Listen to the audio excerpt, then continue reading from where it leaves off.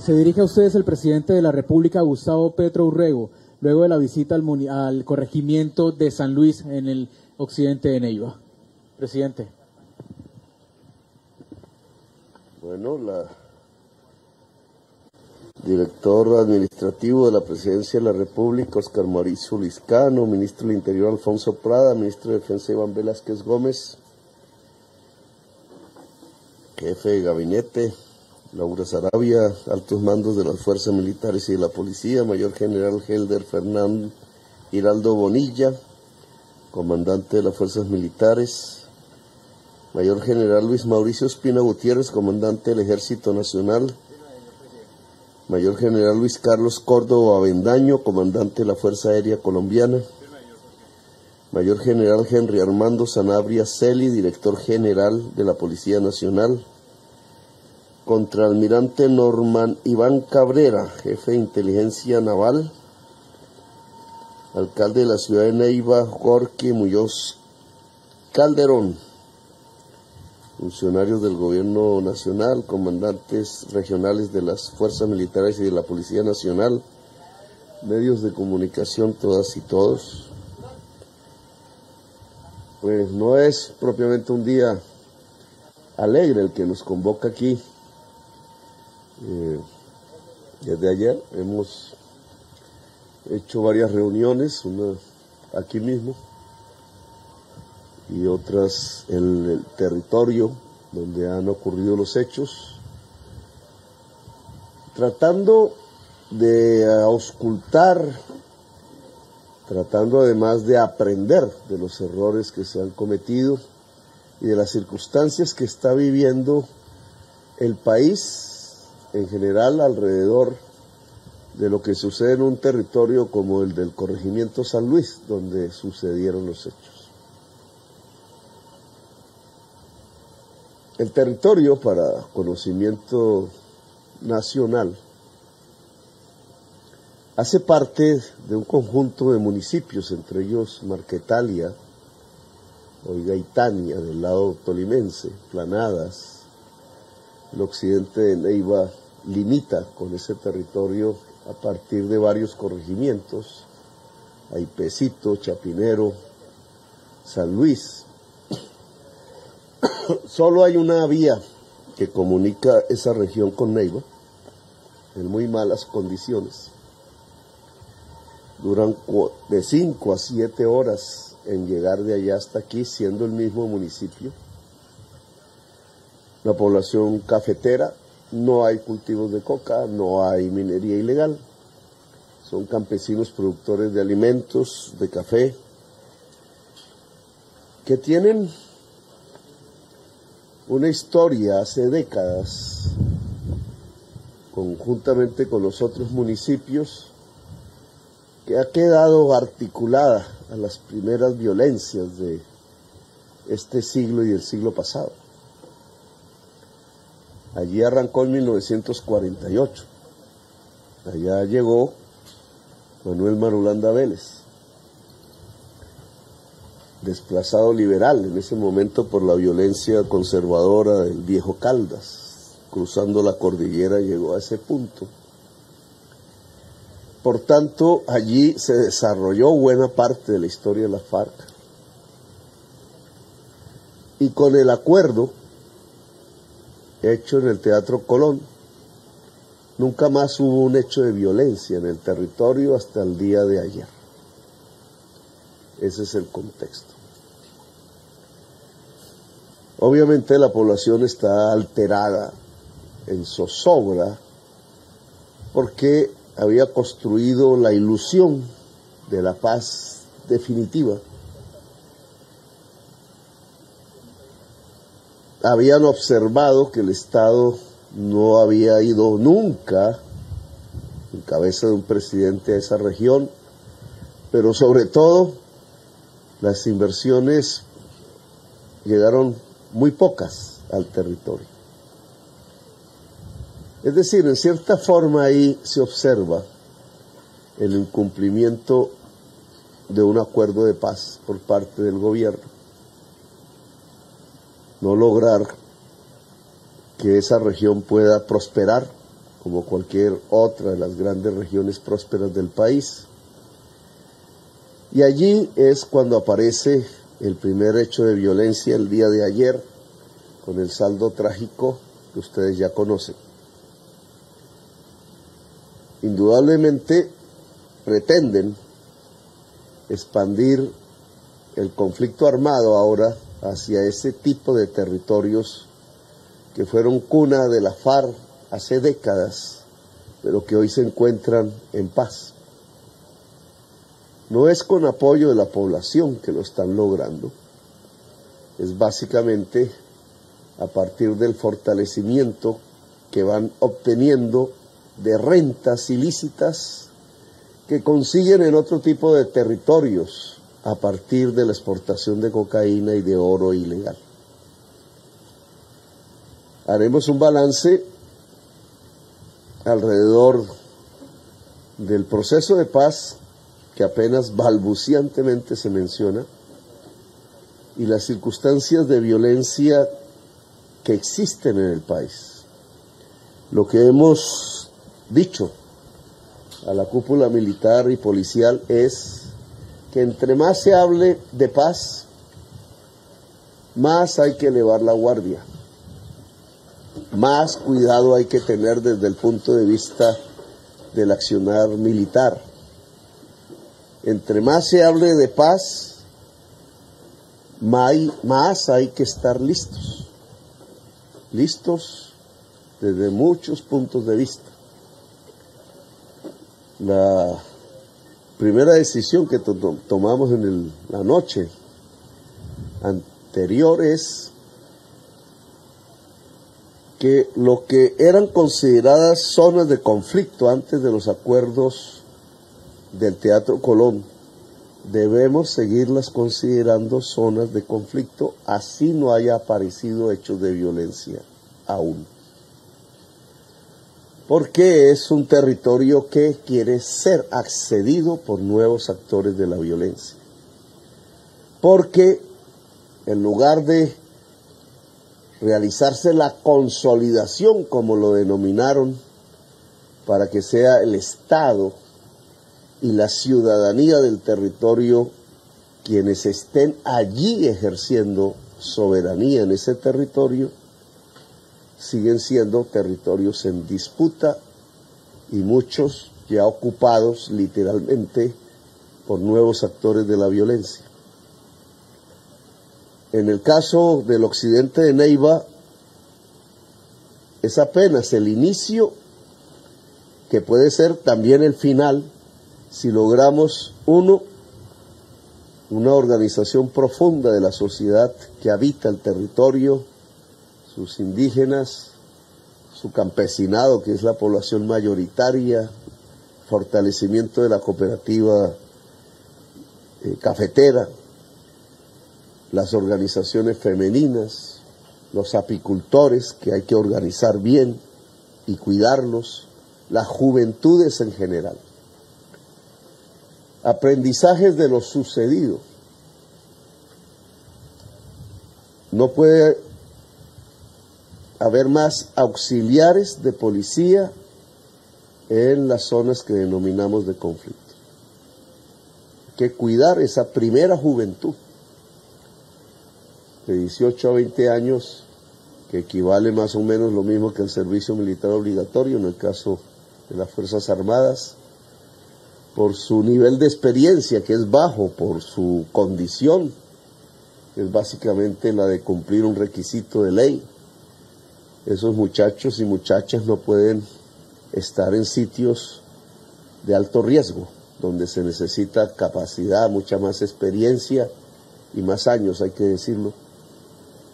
Y en esa medida le he pedido al general comandante de la policía, director general de la policía, general Sanabria, que haga ya el balance y saque de ese tipo de zonas, del tránsito hacia esas zonas, a lo que hoy se denomina auxiliares de policía. Que no mueran más, ojalá, muchachos de 18, 19 años. El balance muestra que allí no hay conectividad, que es uno de los problemas de la región. En el occidente de Neiva no se puede comunicar nadie por celular. Puntos muy disímiles. La policía tenía celulares para comunicarse. Luego no podía hacerlo. Incluso el muchacho que logra escapar pasa buena parte de la noche sin poderse comunicar porque lo que tenía era un celular. La organización de la comunicación debe acomodarse a las realidades, no solamente del territorio, sino de la conflictividad colombiana. No puede haber comisiones sin continua comunicación con su mando en zonas de conflicto.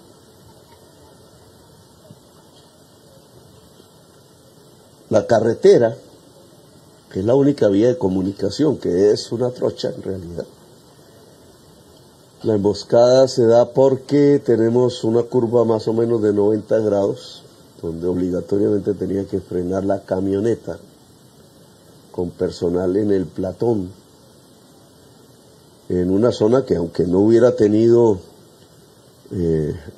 hechos de sangre en los últimos tiempos desde el acuerdo de paz, pues era una de las cunas de las FARC.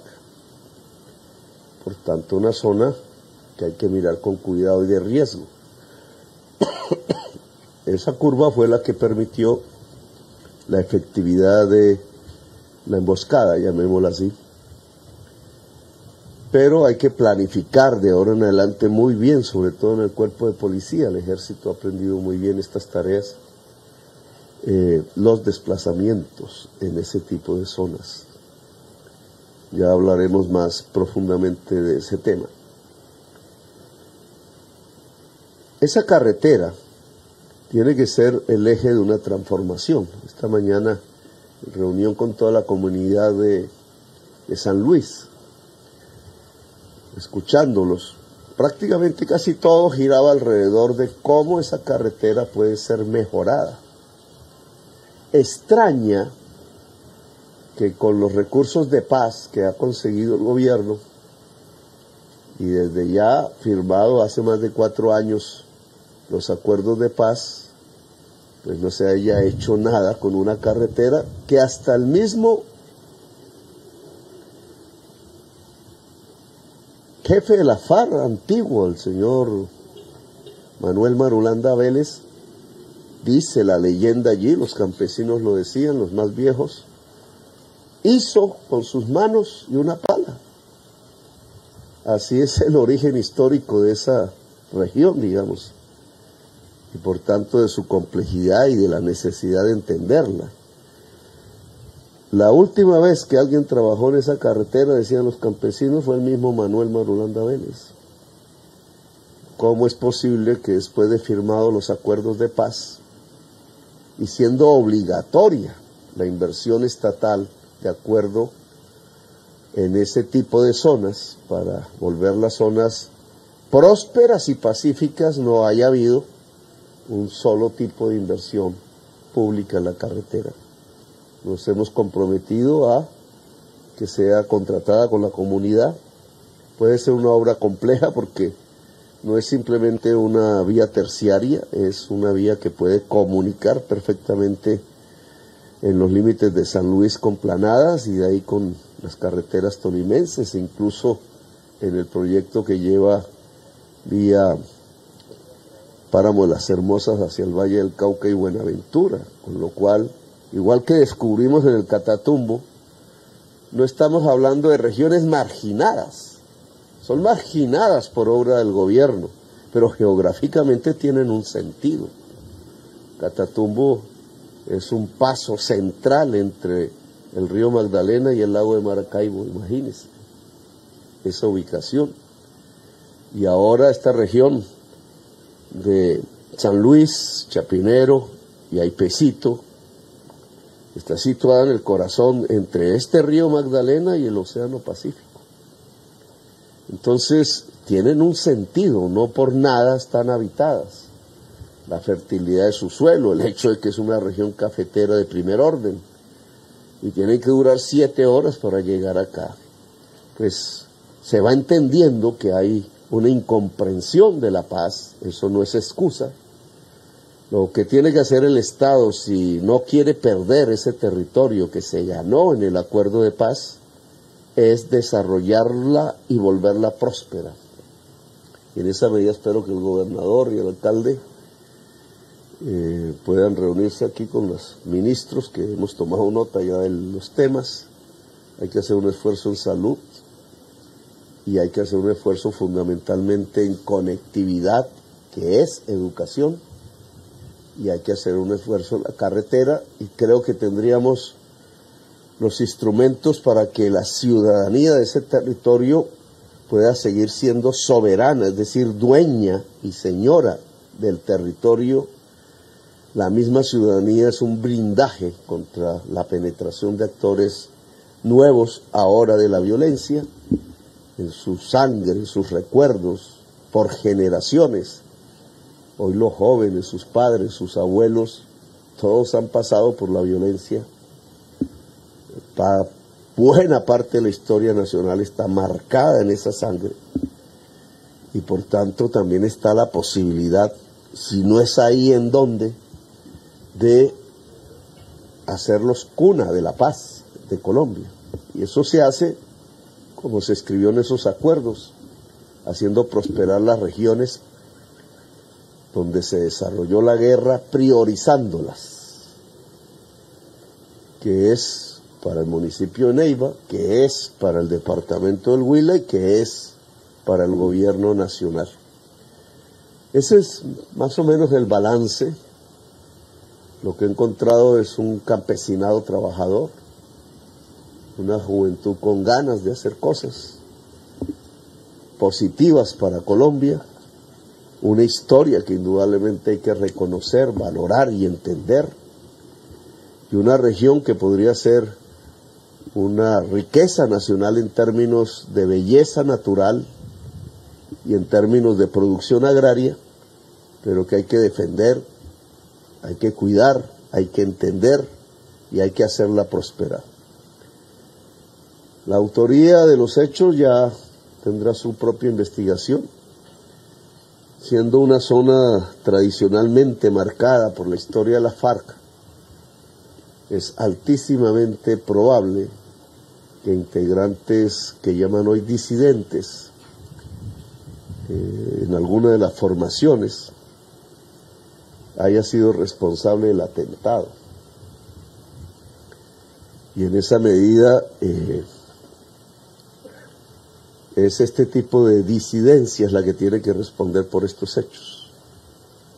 Se habla de, no sé si será columna o qué, porque son organizaciones débiles hoy militarmente, lo cual es una oportunidad aún, antes de que se renueve un ciclo nuevo como la que ya existía antes del Teatro Colón, de impedir ese desarrollo y de saltar hacia las condiciones de la paz.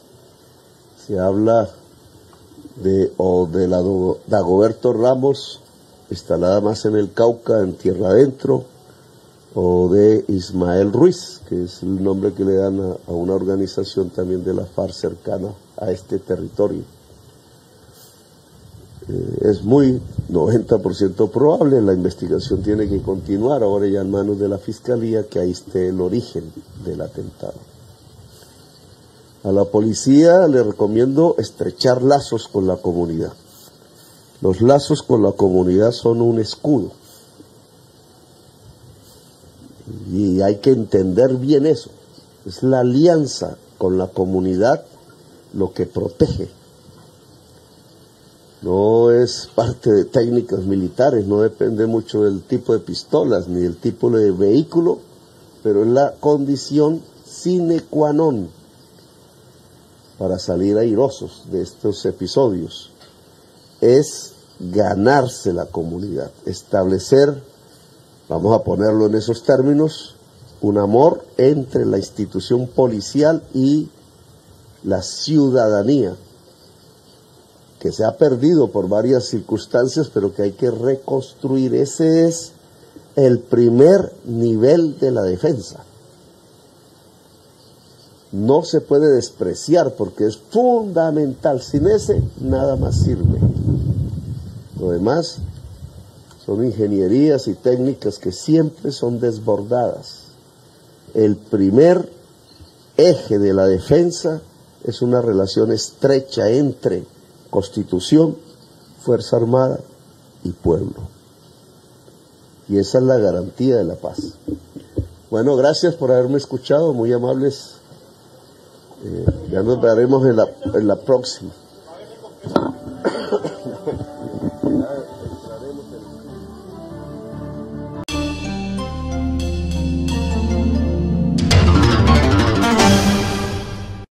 Si te gustó escuchar este artículo, suscríbete a nuestro canal, 90 Segundos Noticias.